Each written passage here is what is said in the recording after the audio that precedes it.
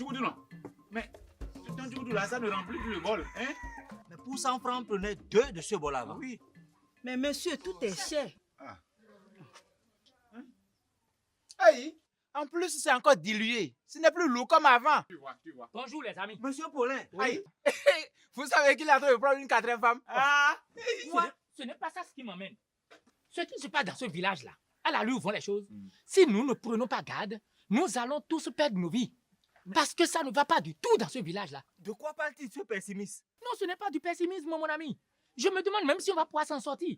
Hier, peu s'en fallait que notre ami le pêcheur qui est de l'autre côté perde sa femme. Hein? Sérieux? Sérieux? Dis vrai. La dame était enceinte et était allée pour accoucher. Tellement le service de l'hôpital est défaillant qu'ils l'ont laissé perdre beaucoup de temps et beaucoup de sang. Ah, oh. Et la dame a failli mourir. N'eût été la vigilance de son mari et l'habileté de ce type, elle aurait perdu la vie. Ah, oh. Elle aurait perdu la vie. C'est comme ça qu'ils font dans cet hôpital. Ils n'accueillent pas bien les patients. De plus, ils n'ont même pas de matériel adéquat, ni de personnel qualifié. Ouais. C'est pour l'hôpital seul que vous dites. Allez voir la vie de nos apprenants dans les écoles.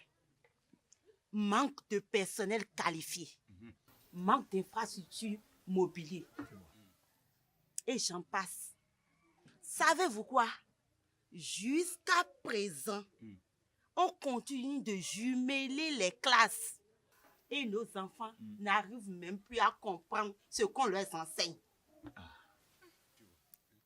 La dernière fois, l'une de mes clientes a demandé à mon fils quelle classe il fait. Il a répondu CME, alors qu'il est aussi. Mais l'enfant a raison. Mais l'enfant a bien raison. N'est-ce pas? Mais tous les jours, ils sont dans la même salle. Et on les engouffre tels les poissons de sardines. C'est ça. Vous savez, ce qui se passe dans ce village est ahurissant. Vous savez que rien que pour établir ma carte IP là, la fois dernière, il y a un jeune du village là qui m'a pris banalement 5000 francs CFA. Alors que pour faire ça en ligne, c'est seulement à 1000 francs CFA. Oui. Mais, malheureusement pour nous, nous n'avons pas la connexion Internet ici.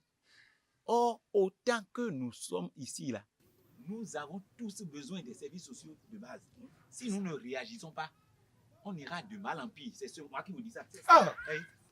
Non, même l'eau potable, on n'en a pas dans ce village. Ah, oh. Pour avoir peu d'eau, il faut parcourir des kilomètres. Et quelle eau encore? Pas de bonne qualité. Non, il faut que ça change. N'en restons pas là. Moi, je propose qu'on aille voir le maire. Oui, Oui. C'est mieux. allons voir le maire. Allons voir le maire. Allons voir le maire. Ah, monsieur, Oui. mon agent. Madame, c'est pour la bonne cause, hein? On revient tout à l'heure. Alors.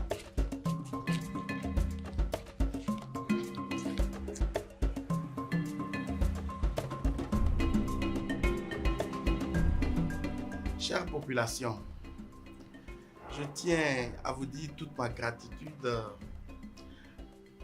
pour la démarche salutaire que vous venez de mener. Déjà, laissez-moi vous dire qu'en ce qui concerne l'eau, l'État, avec l'appui des partenaires sociaux, techniques et financiers, a déjà pris des mesures pour l'implantation de 10 fontaines d'eau dans toute l'étendue de votre village.